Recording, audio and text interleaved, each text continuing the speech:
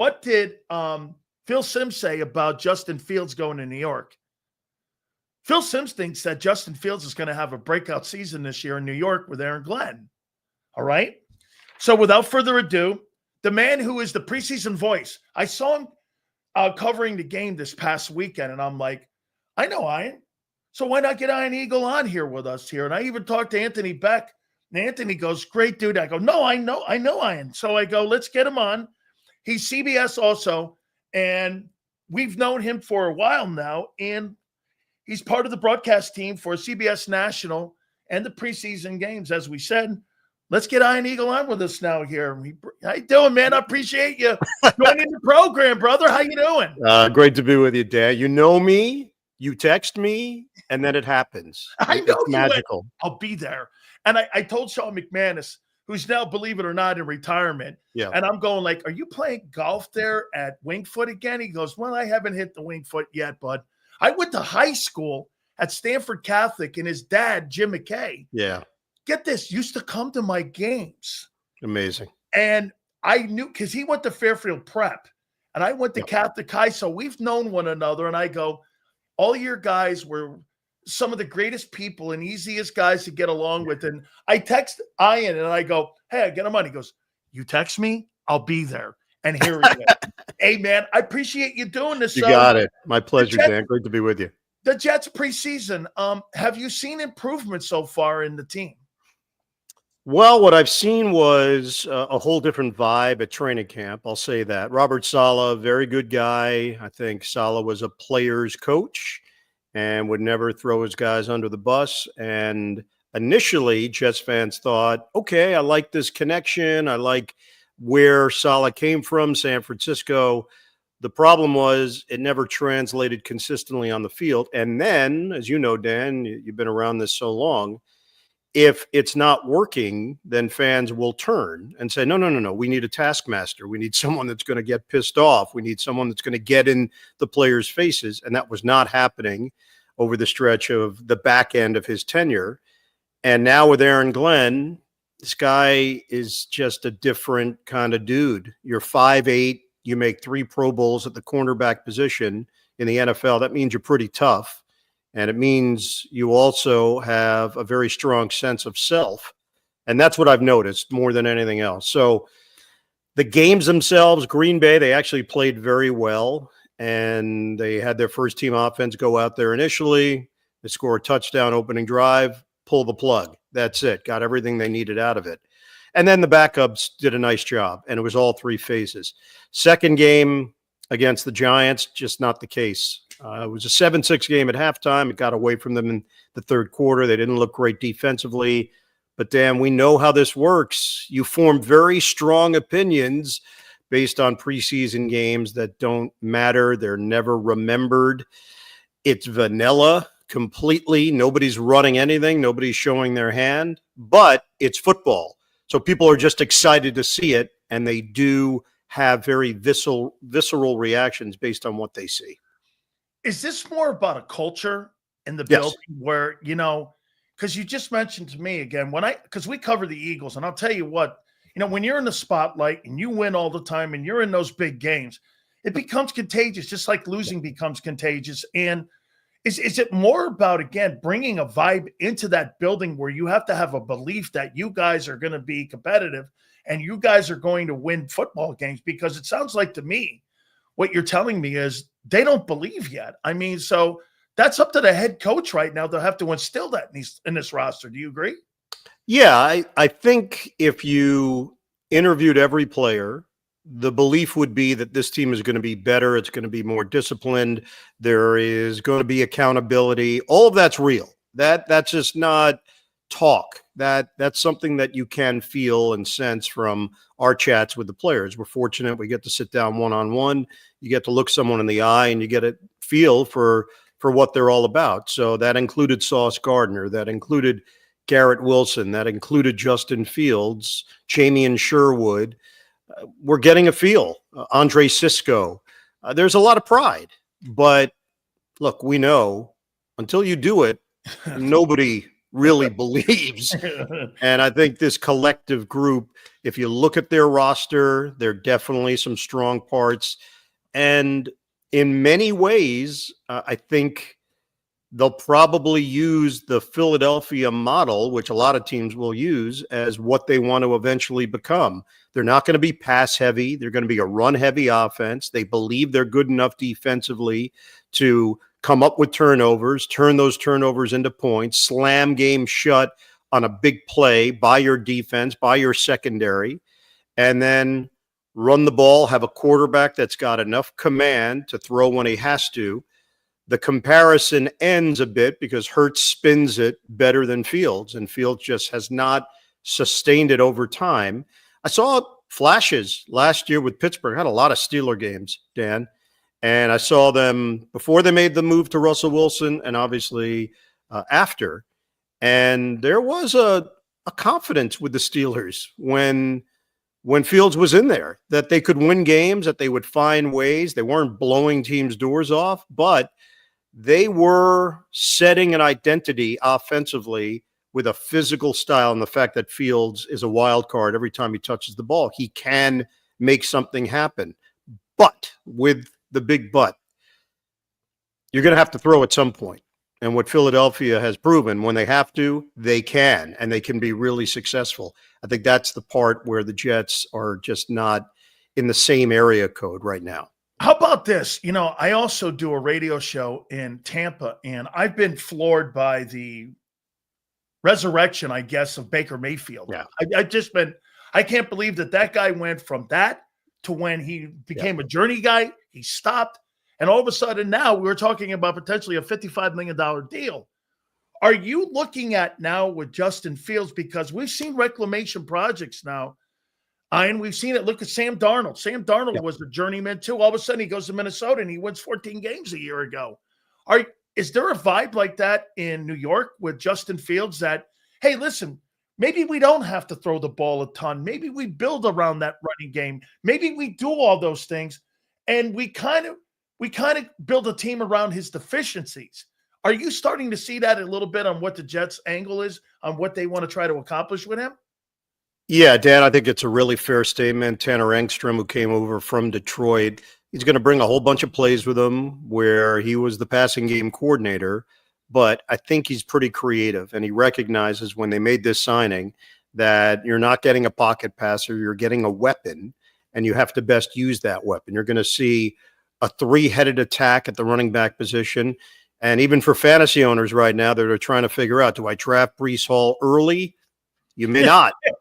You may not, because you're going to see Braylon Allen. You're going to see Isaiah Davis. They're going to mix and match in the backfield. They want to keep you guessing at that spot because they each bring a little something different. The reclamation project part of it, no doubt, the Jets paid him to go and win games. They're not paying him to see if he still has something left. They believe he's got something and he needs proper coaching and the proper environment around him. He got 2 years, $40 million, $30 million guaranteed.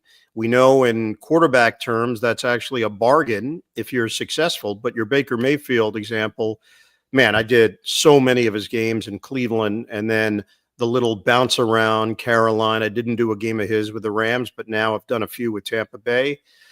I've always loved the guy. I love doing production meetings with him. He's direct. He's honest. He's an open book. He doesn't suffer fools.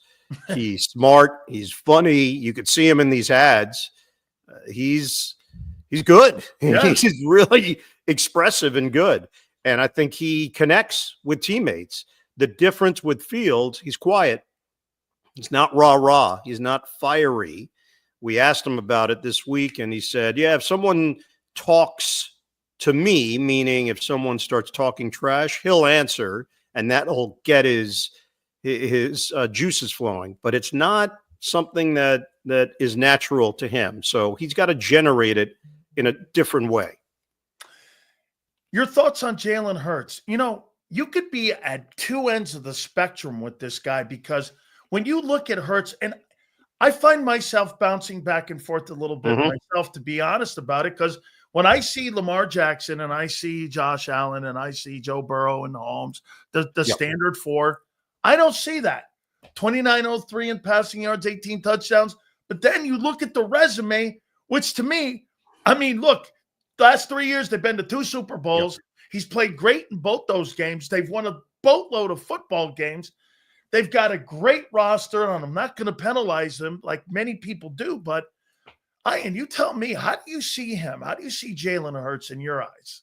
I see a serious competitor. I see a cerebral guy. If you sit down and talk with him, there is a seriousness to him, how he takes his job, the chip on his shoulder, which is still there, by the way.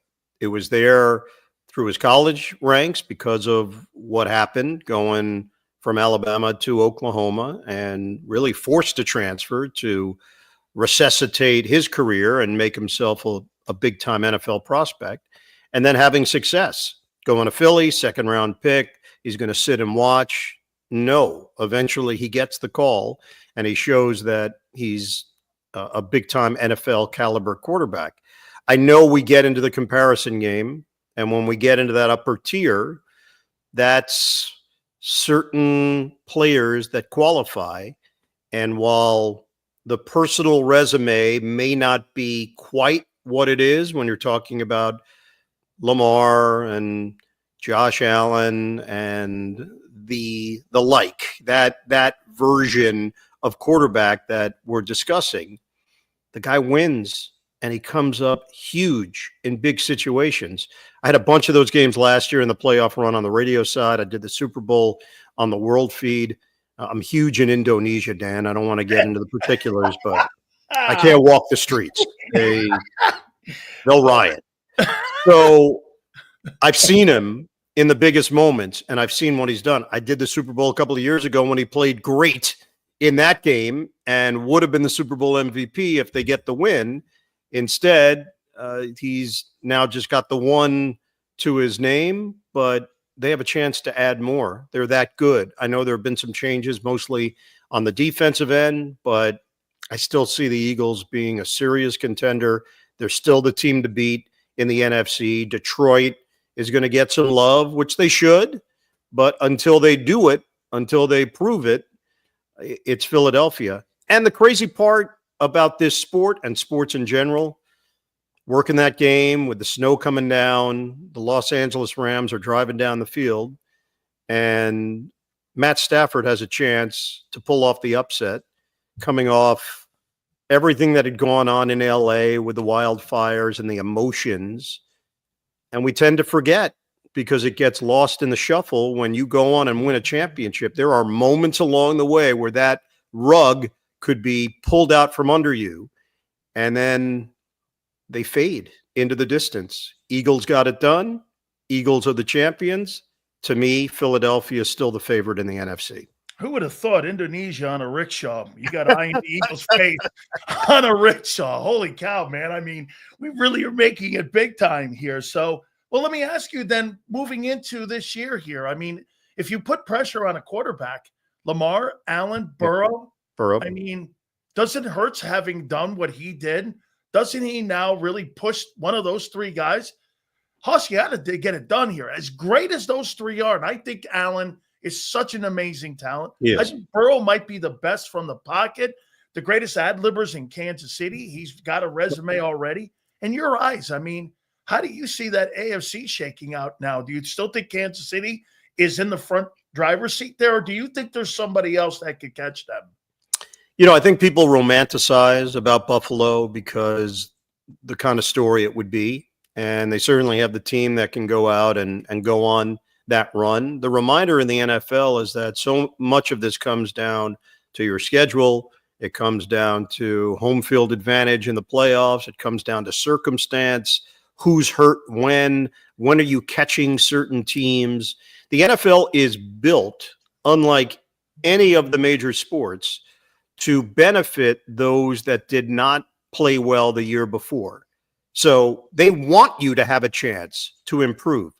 The schedule is made in a manner that if you win consistently, your schedule is more challenging.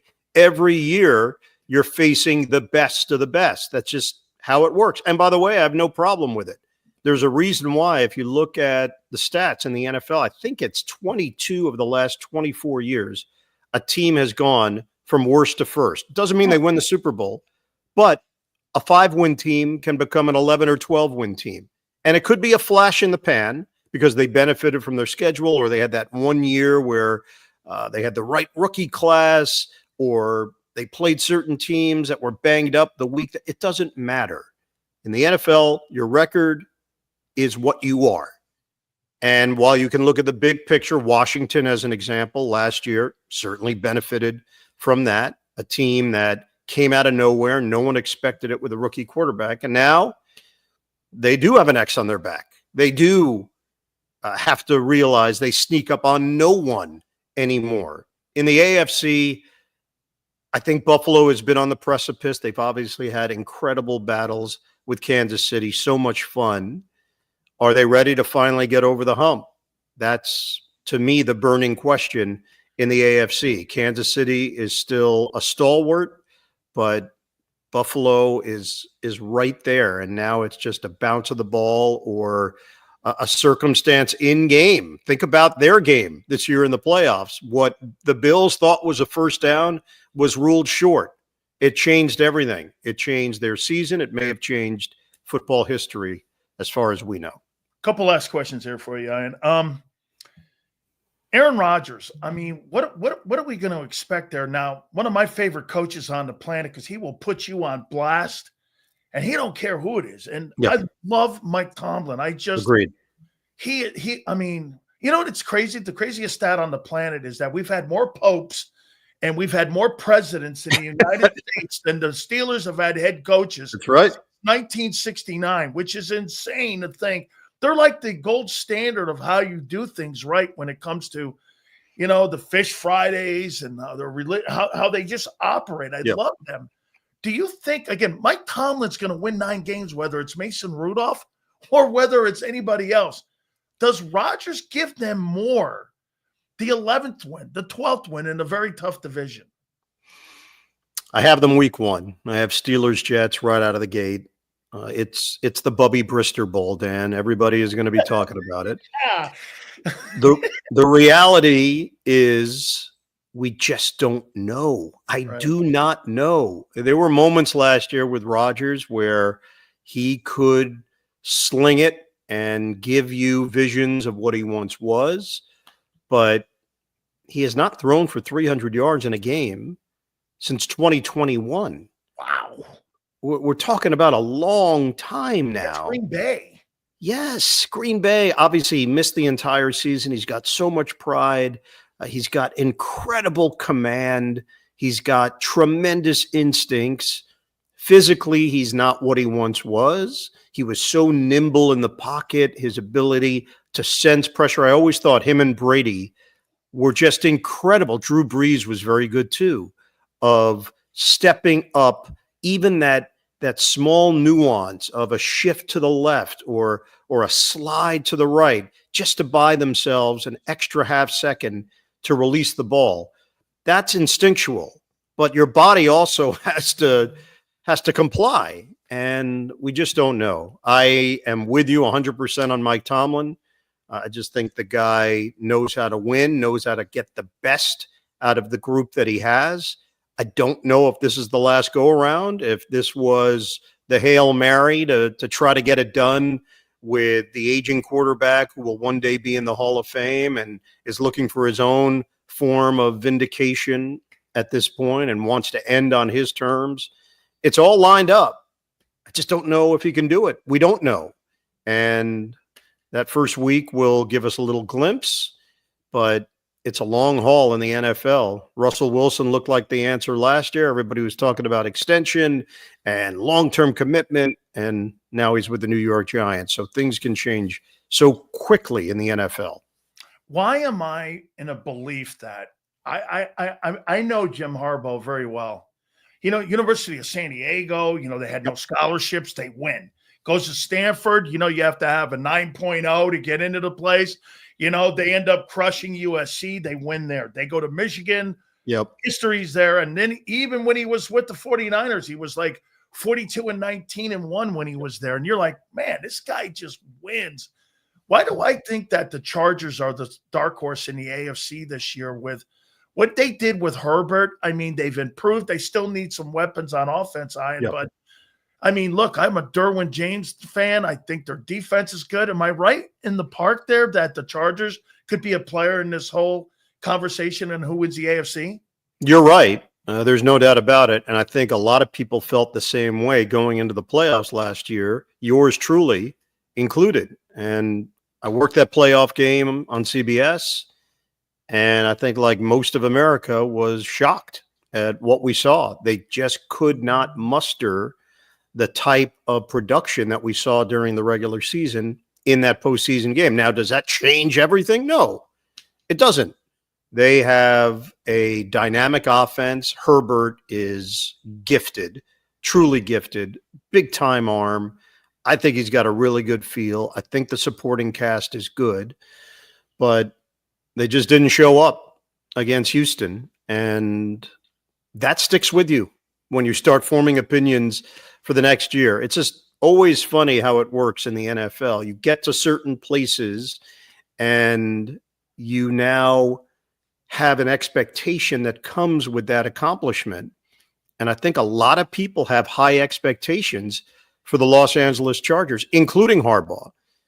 And by the way, meeting with him in the production meeting the night before the game, it was among the best meetings we had with him.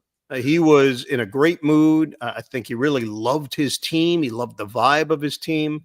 I think he was equally surprised by how they performed that day. So this is how it works. This is one-game scenarios can change everything. But if you're asking me the general consensus right now on the Chargers, yes, got to put them in the conversation in the AFC. I've always put this out there on Jim Harbaugh. He's got a mouth on his fist. It just seems the way he handles himself. Yeah. I mean, you want to be an MMA fighter when you get out of a meeting with him. Finally, you know, there's another team, and I've got to give Nick Caserio, and I've got to give CJ Stroud, and I've got to give D'Amico Ryan so much love coming out of the Deshaun Watson mess. I mean, I don't think, Ian, I don't think there's any coincidence that the Patriot talent dipped when Nick Caserio left New England, because look what he's done.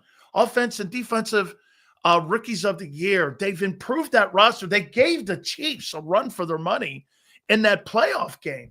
I mean, are they somebody to look at too this coming season? Dan, you make a great point on two fronts. Houston deserves to be at least in the conversation. If you remember, the regular season was not what they envisioned, and there were dips, and people thought it was a little bit of a slump for CJ, and even by his own accord had mentioned that certain things were not as smooth as they had been in year one. But they came up big when they had to, the home playoff game against the Chargers, and then as you talked about the following week, they made a game of it. They looked like a team that could compete at a higher level. Nick Caserio, we just didn't really know how it all worked in New England because they didn't divulge. Most teams, they share the flow chart, and oftentimes when the main decision maker is up there in the press conference setting, they're giving credit to everybody because that's what they do. And we see that with Philadelphia. Yeah. There's always shared credit with the Eagles. And with Bill Belichick, that's just not how he's wired. Doesn't mean he didn't appreciate Nick Caserio. It just means that he went about it in a different way in what he shared with the public. Nick obviously played a big role in helping gather the groceries in New England. And Bill played a huge role in coaching them up and holding them accountable and teaching the right stuff in creating a winner, different iterations. I think with Houston, they made some really good hires, as we know. The coaching hire is a great one. D'Amico Ryan's terrific dude. I think can relate to players, connects with players because he played at a high level, but also will get in their face and will be honest and direct with them. And going back to Aaron Glenn, I think that's where we are. Yeah. It really is. I think you're going to see more of a run on this. That doesn't mean that a Ben Johnson isn't going to emerge, or others may not pop up that just have the right way of doing things and the right offense and the right philosophy. But I do see I think you're going to see a bunch of former players getting opportunities and making the most of them. They have to be successful. Dan Campbell being another great example of that. But the more success you see in that light, the more opportunities you'll see for others finally getting them. Okay, I want to sneak one last one in on you here. You think Belichick does anything at Carolina? Do you think look, I'll tell you this. They're saying this about the old guy. I don't think he's going to have a tough time recruiting, because if you look at what he's recruited, when I'm talking about his personal relationship, I mean, if you've got to look at the guy, look at the people that he's brought into the football program already. He's got 5-star guys coming in there. He's got Lawrence Taylor recruiting. He's got Michael Jordan recruiting for Carolina. You think he wins there? I think he wins. I do. I think it's one of the most intriguing stories going into the college football season, because you're taking someone that had coached at such an incredibly high level. He's going to go down as one of the best, if not the best, NFL head coaches of all time. And you're putting him in a completely different area. But the way the college sports is set up now, you can treat it like a pro program in many ways. And I think the guy's going to win. I believe he will win. Now, does that mean national championship? That might be pushing it in 1 year's time. But if you're asking me, are they going to be successful? Will they win games in the ACC? To me, the answer is a resounding yes. Man, you get Jets. You get Jets and Steelers right out of the gate. Oh, cow, man. And that's appointment setting television right there. It's always great to catch up with you, my friend. Me too, Dan. Great to see you, bud. Man, I can't thank you enough. Hopefully we could do this again during the upcoming season. Thank you so much for doing this. All right, brother. Be well. We'll see you soon. Thanks, Dan. Ian Eagle from CBS Sports. Absolutely fantastic, man. He's so good, isn't he? Holy cow, that guy was great. And so we'll be getting him. Let's see. I guarantee you he calls the Buffalo and Philadelphia game. So we will get him on that week. I guarantee you he gets that game. Yes. Because look, that's going to be a primetime. Is that already a primetime football game? Do we know? Is that a prime game? Man, he was really great. I don't think, Xander, we've had him on before. Okay, he's one of the great broadcasters at CBS. I don't think we've had him on here. I used to get him on my radio show all the time. And how I became friends with many of these CBS guys, as I've told you guys, Jim McKay is the person that got me into sports broadcasting. Most of you have no idea who Jim McKay is. How many people in here know who Jim McKay is? Okay? Does anybody know? Nobody knows who Jim McKay is. Spanning the globe to give you a constant variety of sports. Wide world of sports. Probably, arguably, one of the greatest broadcasters in the history. And he got me into sports broadcasting. He would come to my football games, and when Robustelli was there, and Jim McKay, who lived in Westport, Connecticut, and Jim McKay would come to my high school football games, and sitting up in the top would be Sister Judith, Jim McKay, Robustelli, and they'd all be watching me play football. And after I would go fishing, I've gone fishing with Jim McKay. And Jim McKay went like this to me. He goes, you should get into broadcasting. And I was still playing sports then. And I was like, my aunt actually said that you should get into sports broadcasting. And so Jim McKay goes, I got a guy for you to meet. I want you to do me a favor and go to this man's office. he sent me to Roone Arledge. So I walk into Roone Arledge's office. Dan, how you doing? Jim McKay said you'd be coming down to see me. I'm like, this guy founded Monday Night Football. And so I'm sitting in the office of Roone Arledge with Jim McKay and me. Seriously, the craziest, Sean McManus has been on this program. How many times? 3? He was the chairman of CBS Sports. Used to come on our program. He's Jim McKay's kid. And I went to school. Well, I didn't go to school. He went to Fairfield Prep. I went to Stanford Catholic. But when we would play one another every Thanksgiving. Do you guys in Philadelphia or wherever you are, do you guys have Thanksgiving high school games? Sanders, does St. Joe's play on Thanksgiving? Because we played every Thanksgiving. And we would play Fairfield Prep every single Thanksgiving at their place or at our place in Stanford. And we played Fairfield Prep. I think I was 2-2 against those guys. They won a bunch of state titles. We won a bunch of state titles. And I grew up with Sean McManus. I think he was the president of CBS Sports for like 30 years. Something like that. And so, so McKay got me involved with sports broadcasting. And I would sit down with Jim McKay. And Jim McKay would go like this to me. He'd sit there and go, hey, man, why don't you sit down here and I'll teach you how to do an interview. I'll teach you how to execute a show. And turkey bowls. Cool. Eric, yeah, I played in turkey bowls. Oh, killer. Awesome. Yeah, we played Fairfield Prep. And it was Catholic High versus Prep. I got pictures. Those games, we had like, I don't know, 15,000 people would show up to those games. Those were great. So, like, it's really cool that one of the greatest broadcasters of all time taught me how to execute a show. It was Jim McKay who taught me how to do broadcasting.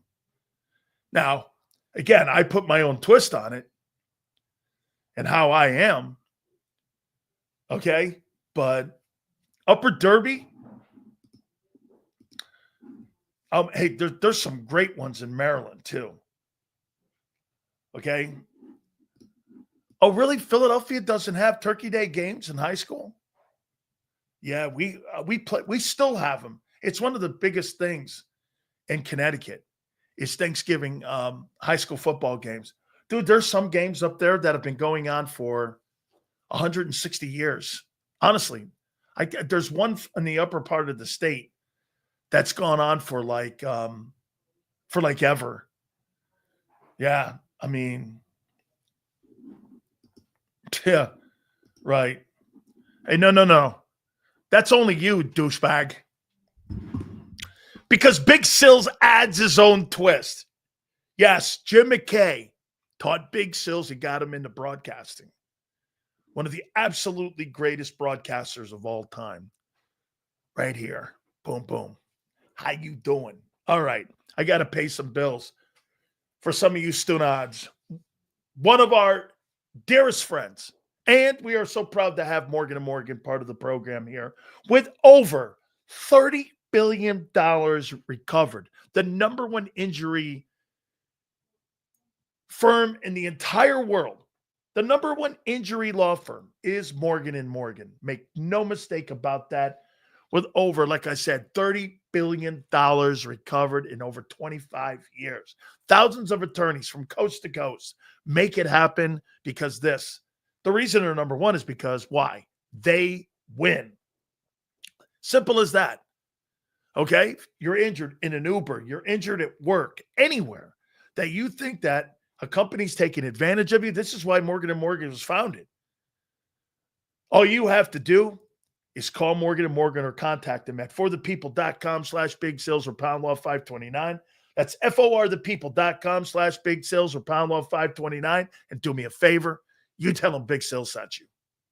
This is Eric. When he got injured in a car accident, he called Morgan & Morgan. He not only gets a lawyer, he gets trial lawyers like Sam and Jessica who are in it to win it. He gets his own investigators with briefcases, leather ones. And if you ever have questions, our customer service folks keep things rolling. Injured? We're your army. Morgan and Morgan, America's largest injury law firm.